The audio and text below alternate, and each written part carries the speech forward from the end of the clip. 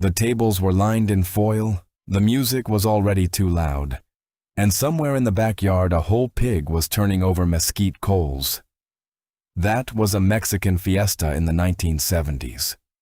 Not a catered party. A real one, where your tia spent 3 days cooking, and your abuela showed up with a clay pot she refused to let anyone else carry. One sauce on this list took 2 full days and over 30 ingredients just to get the color right. Number 13 was piped fresh from the dough and fried right at the party, and the powdered sugar was all over your shirt before you finished the first bite. And number 4 required digging a pit in the ground and burying the whole meal overnight. Every baptism, every quinceañera, every first communion had its own spread, built by women who never wrote a recipe down. Here are 30 foods served at Mexican fiestas only older generations remember. So hit subscribe, because this one goes all the way back to Abuela's kitchen. Number 30. Sopa de coditos. Little elbow macaroni cooked in tomato broth with chunks of potato and a sprinkle of queso fresco on top. Sopa de coditos showed up at nearly every fiesta in the 1960s and 1970s. Not because it was fancy, but because you could make a pot big enough for 40 people without spending more than a couple of dollars. It was the first course, served before the heavier meats came out. The trick was frying the dry pasta in oil until it turned golden, then adding the tomato and water. That step gave it a toasted, nutty flavor you cannot replicate any other way. By the 1990s, it quietly vanished from fiesta tables as rice dishes took its place. But anyone who grew up with it can still taste the difference between fried coditos and boiled ones. Number 29. Marquesitas.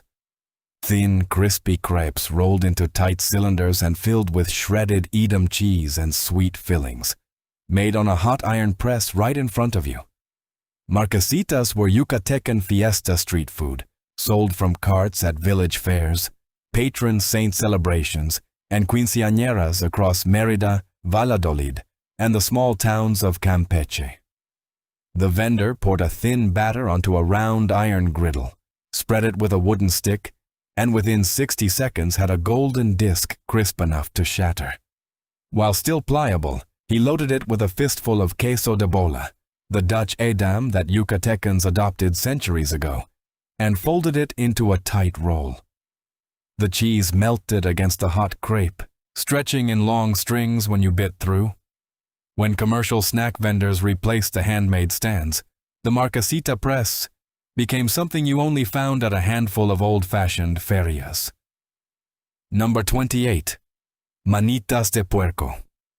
Pig's feet split in half, slow-simmered until the meat fell apart, then pickled in vinegar with sliced jalapenos, carrots, onions, and whole peppercorns. Manitas showed up in big glass jars at fiestas across Jalisco, Durango, and the Texas border towns. They were cold, tangy, and deeply polarizing. You either grew up eating them, or you could not even look at the jar. The collagen turned the vinegar into a loose jelly that coated everything. Older men at the party ate them straight from the jar with saltine crackers and a cold beer. By the time the younger generation started throwing fiestas, manitas quietly stopped appearing on the table. Number 27. Leche quemada. Burned milk candy, made by cooking milk, sugar, and pecans together until the mixture turned dark amber, then pouring it onto a buttered surface to cool into brittle squares. Leche quemada was fiesta candy in South Texas, Coahuila, and Nuevo León, the thing tias wrapped in wax paper and brought to every baptism, birthday, and Christmas gathering. The name means burned milk, and the process was exactly that. You stirred a pot of milk and sugar over high heat, letting it scorch just enough to turn the flavor deep and smoky without going bitter. It required constant stirring and a feel for exactly when to pull it off the fire. The pecans were local, often gathered from a backyard tree. Each family had a slightly different recipe, some softer, some almost like pralines, some dark as coffee. By the 1990s, store-bought dulces and commercial Mexican candy replaced the homemade batches, and the art of burning the milk just right started fading with the women who had learned it by watching their own mothers. Number 26. Agua de Jamaica. Dried hibiscus flowers steeped in boiling water with sugar and a squeeze of lime, then chilled in a big glass vitrolero with a ladle hanging off the side. Agua de Jamaica was at every fiesta without exception. The flowers came from the mercado in crinkled plastic bags, deep red and papery. A good Jamaica was tart enough to make you squint on the first sip, and sweet enough to keep you coming back. The drink itself has not disappeared, but the ritual has. The vitrolero on a folding table, condensation dripping down the glass. Your cousin hogging the ladle. That part belongs to another era entirely. Number 25. Agua de horchata. Rice soaked overnight, blended with cinnamon and vanilla, strained through cheesecloth, and sweetened until it tasted like liquid dessert. Horchata was the creamy half of the fiesta drink table, always next to the ruby red Jamaica. Every family had their own version. Some used almonds. A few added condensed milk for extra richness. The common thread was the cinnamon. At big fiestas in the 1970s, the homemade kind made with soaked rice and real vanilla was always the first to run dry. It has mostly been replaced by powdered mixes and bottled versions that taste nothing like the original. Number 24. Polvorones. Crumbly, lard-based shortbread cookies dusted in powdered sugar that dissolved the second they hit your tongue. Polvorones were set out on aluminum trays covered in wax paper, usually next to the empanadas and the pan dulce basket. The dough was flour, lard, sugar, and cinnamon, but the lard made them different from any store-bought shortbread. They shattered when you bit in. A few cooks rolled them into crescents. Others pressed them flat and stamped them with a fork. The best ones came from the woman who refused to substitute butter, because she knew it was never the same. Packaged polvorones exist today, but they crumble in the wrong way and miss the point entirely. Number 23. Churros. Not the theme park kind rolled in cinnamon sugar and filled with Bavarian cream. Fiesta churros were piped through a star-tipped press into a vat of hot oil, fried until they cracked when you bent them, and dusted with plain sugar.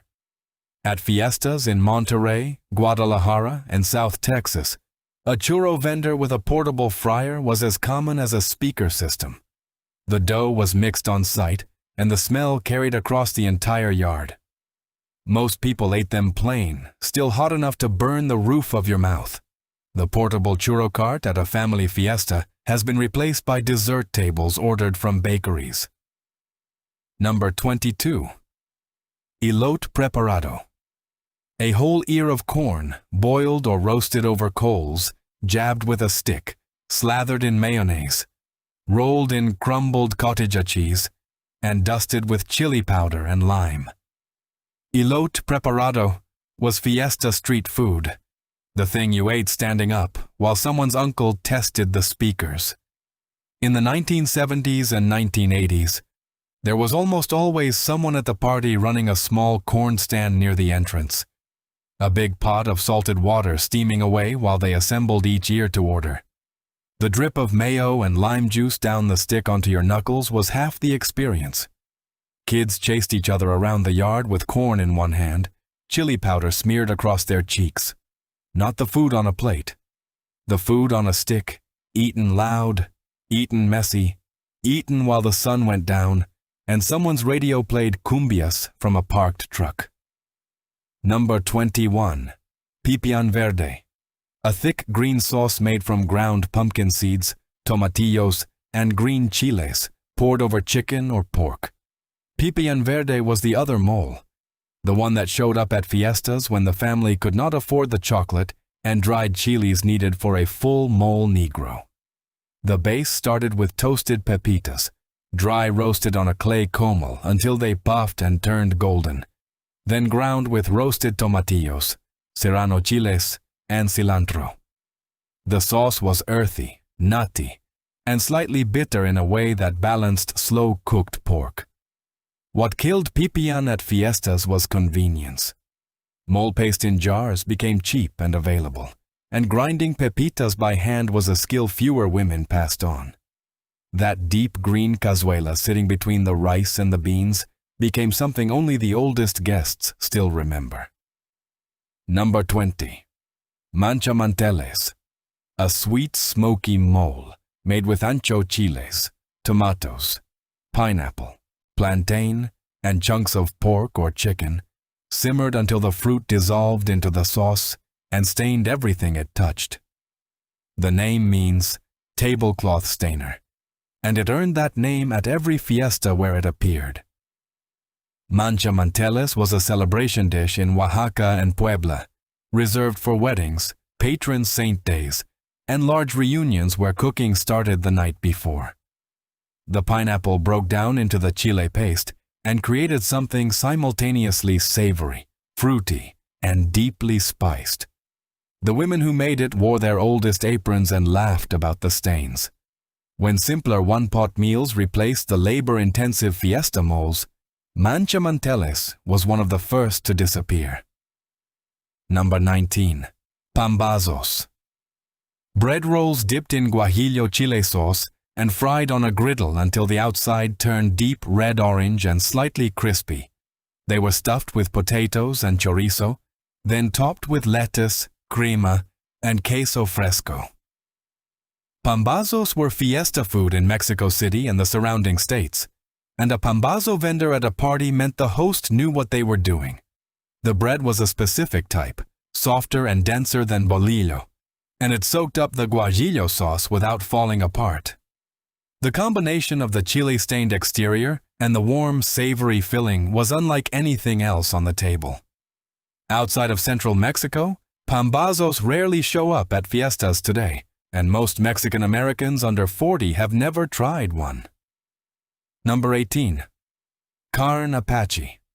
Raw ground beef cured in lime juice mixed with diced tomato, onion, serrano chiles, and cilantro, served on a tostada and eaten cold. Carne apache was the dish at a fiesta that split the crowd in half. One group devoured it by the plateful. The other refused to touch it. The beef was ground fresh that morning, and the lime juice cooked it the way ceviche cooks shrimp, turning it from red to gray-pink within an hour. The man who prepared it always insisted it was perfectly safe as long as the beef was fresh, and he was usually right. As food safety standards tightened and supermarket ground beef replaced the butcher's morning grind, serving raw beef at a family party went from tradition to liability. Most people under 40 have never been offered it. Number 17. Papazules.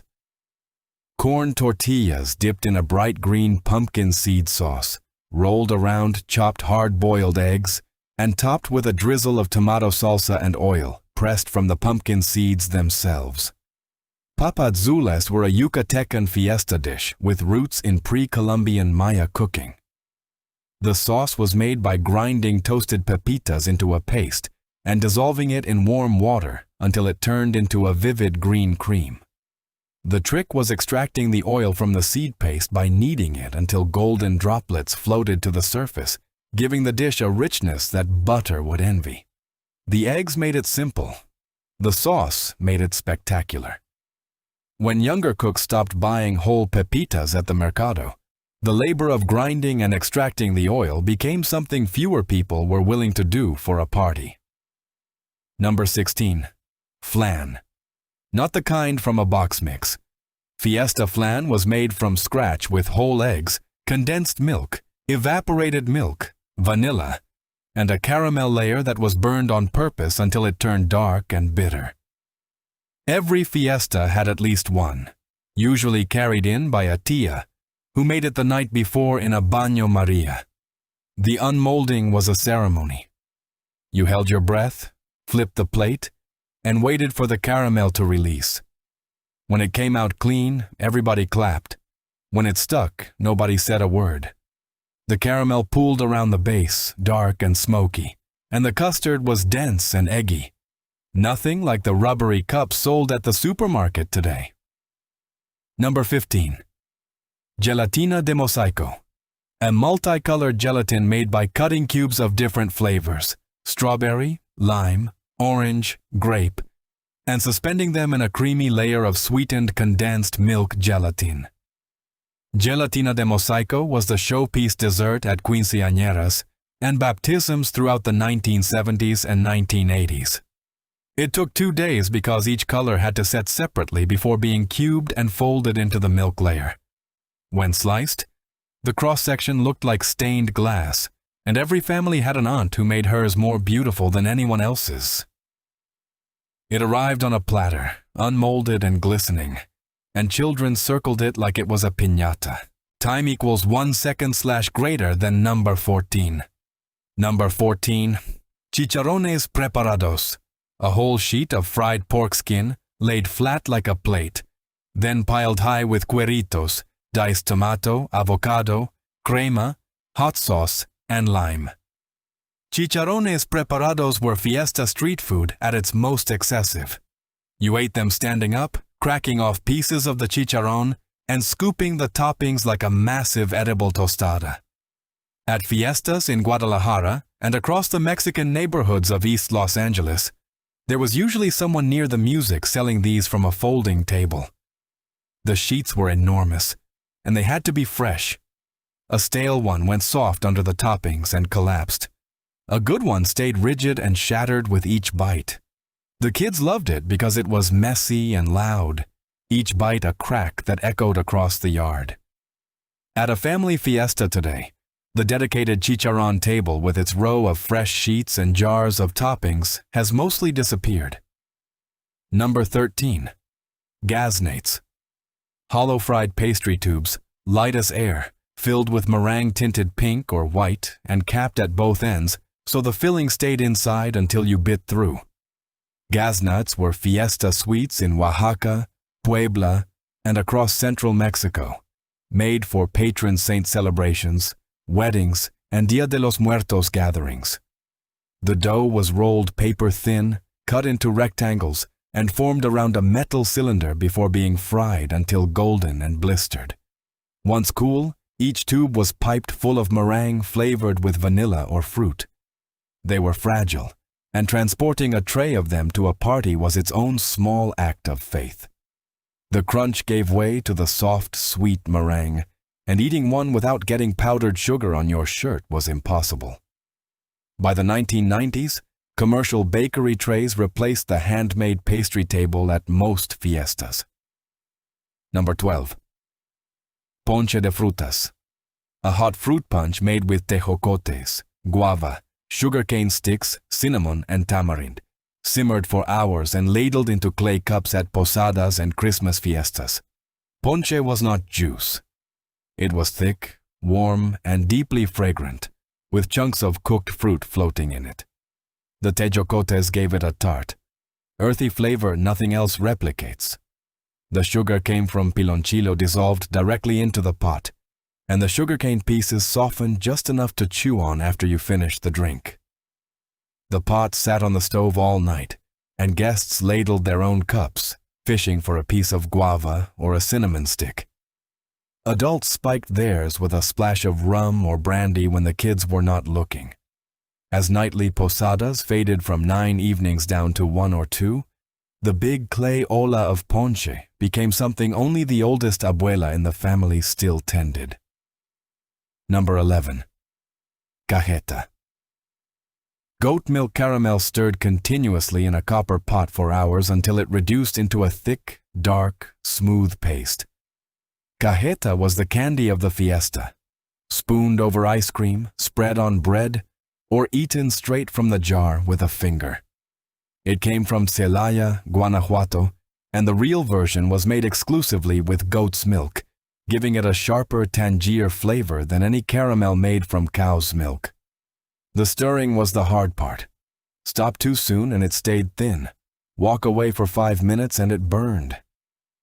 The women who made it stood over that pot for the better part of an afternoon, Bottled cajeta exists now, but it misses the slight bitterness and depth of the handmade version. Number 10. Rompope. A thick, boozy egg custard drink flavored with vanilla, cinnamon, and rum. Rompope was the fiesta cocktail for the women and the older crowd, served cold in small glasses while the men drank beer. It originated in the convents of Puebla, where nuns made it with egg yolks, milk, and sugar. Its presence at a fiesta meant someone still kept the old recipe. The color was pale yellow, the texture rich enough to coat a spoon, and it tasted like liquid flan with a kick. As store-bought Rompope appeared on shelves, the homemade version with fresh egg yolks and real rum vanished from the party table. Number 9. Lechon. A whole suckling pig, rubbed with garlic, sour orange, and achiote, then slow roasted for hours until the skin turned into a sheet of crackling glass, and the meat underneath fell apart at the touch of a fork. Lechon was the ultimate fiesta centerpiece across Michoacán, Veracruz, and Yucatan, and among Mexican families in California and Texas who kept the tradition alive through the 1970s and 1980s. Preparing it was a community project. Someone sourced the pig from a local rancher. Someone else dug the pit or set up the roasting frame in the backyard. The man in charge of the fire spent the entire morning adjusting coals, basting, and turning. Fat rendered and dripped into the flames, sending up smoke that told the whole neighborhood a celebration was underway. The skin was the prize. People lined up for a piece of that crackling, shattering it between their teeth. Children got the first plate. Elders got the best cut. Everyone else fought over the skin. As city ordinances made backyard pit roasting difficult, the lechon tradition shrank to rural communities and a handful of border town families who still had the space to pull it off. Number 8. Mixiotes. Seasoned meat wrapped in the thin, papery membrane of the maguey leaf and steamed until it fell apart inside its own pouch. Mixiotes were rooted in central Mexico, especially Hidalgo, Tlaxcala, and Puebla, and they traveled with families who migrated north. The filling was usually lamb or rabbit, marinated in guajillo and pasilla chiles, cumin, garlic, and a splash of beer. Each bundle was tied shut and stacked in a large steamer pot for hours. When you opened one at the table, the steam carried a smell that was smoky, earthy, and deeply savory. The maguey membrane gave the meat a faint herbal quality no other wrapping could match.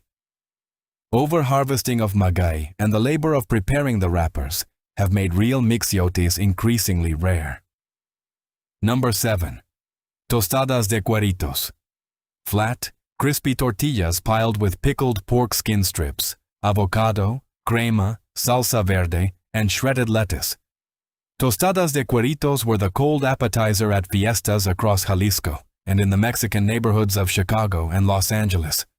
The cueritos were boiled pork skin cut into ribbons and pickled in vinegar with carrots and jalapenos, sold in jars at the carniceria. They were chewy, tangy, and translucent, with a texture that took some getting used to. At a fiesta, the tostadas were laid out on a tray, each one a small edible sculpture eaten in 3 bites, the crunch of the tortilla mixing with the chew of the pickled skin. As younger generations moved away from pickled meats, tostadas de cueritos faded from the party spread. Number 6. Tinga de pollo. Shredded chicken braised in a smoky tomato and chipotle sauce, served on tostadas or spooned into fresh tortillas. Tinga was a workhorse fiesta dish in Puebla, Mexico City, and the Mexican-American communities of California. It fed crowds cheaply, could be made a day ahead, and held up on a buffet table for hours. The smokiness came from chipotle peppers in adobo, and the sauce was thickened with onions that softened into sweet ribbons. At fiestas in the 1970s, a big cazuela of tinga sat at the end of the table next to a stack of tostadas and a bowl of crema. Guests assembled their own, piling chicken high and finishing with avocado and a pinch of oregano. Simple food done exactly right. Number 5. Pan dulce. Trays of sweetbread from the local panaderia, conchas, cuernos, orejas, garibaldis, and novias, stacked high on the dessert table next to the coffee. Pan dulce at a fiesta was not an afterthought. Someone drove to the bakery that morning and came back with 2 or 3 pink boxes, and the selection was a point of pride. The conchas had to be fresh, the sugar shells still slightly soft. The cuernos had to be flaky. In the 1960s and 1970s, Mexican bakeries in the border towns and barrios still made everything by hand, and a fiesta without a proper pan dulce spread was considered incomplete. As chain bakeries replaced the neighborhood panaderia, the variety and quality of the fiesta bread table quietly shrank. Number 4. Cochinita pibil. Pork marinated in achiote paste, sour orange juice, and garlic, wrapped in banana leaves, and buried in a pit lined with hot stones to cook overnight. Cochinita pibil came from the Yucatan Peninsula, and at fiestas in Mérida, Campeche, and among Yucatecan families in California and Mexico City, it was the dish that defined the celebration. The achiote turned the meat vivid red-orange, and the banana leaves sealed in the steam and added a vegetal sweetness you cannot get from foil or a roasting pan.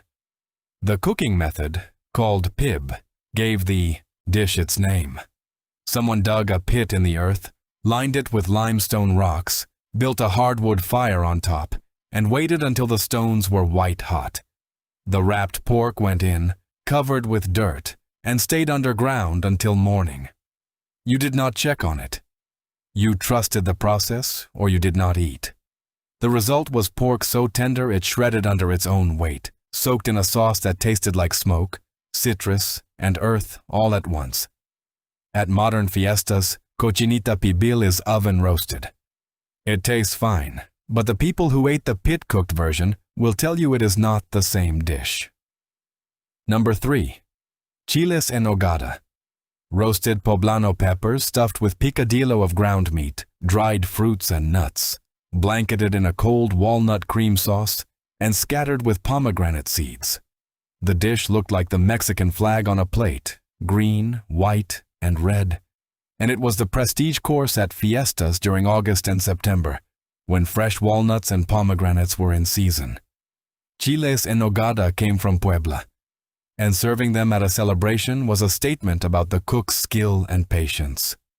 The walnut cream alone demanded peeling every single walnut by hand to strip away the bitter, papery skin, a job that could take an hour for a batch big enough to feed a party.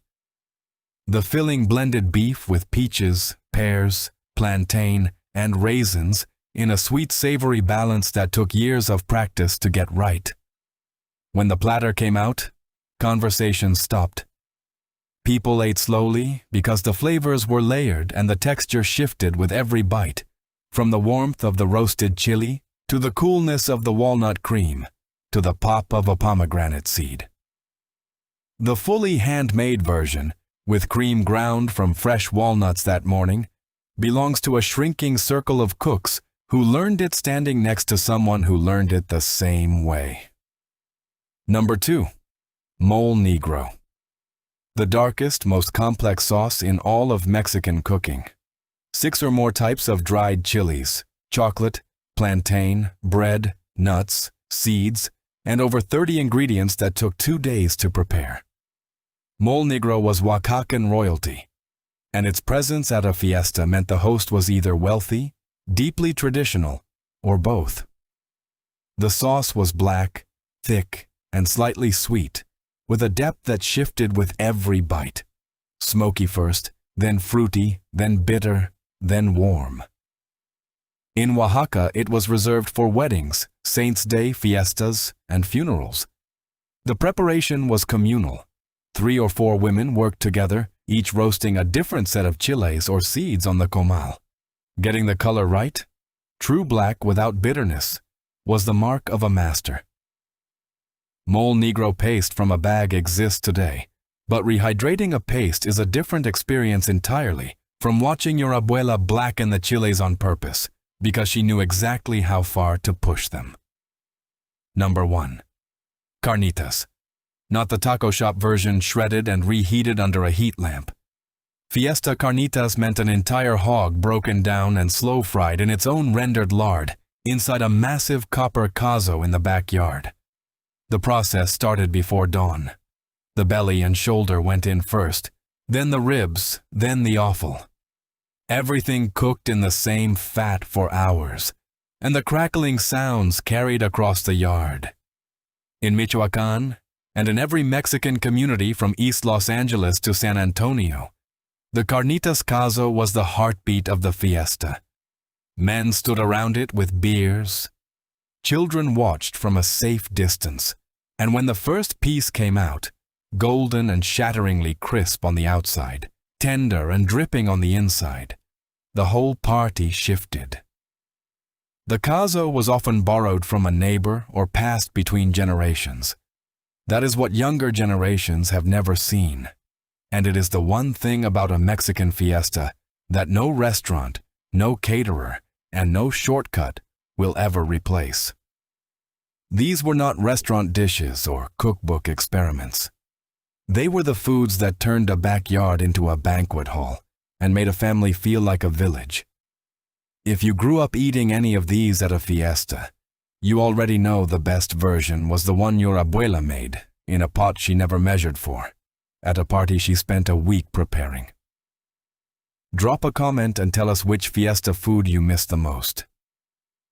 If this brought back a memory worth sharing, hit the like button, pass it along to someone who was there with you, and subscribe so you never miss another trip back. From the Hungry Mexican, we will see you in the next one.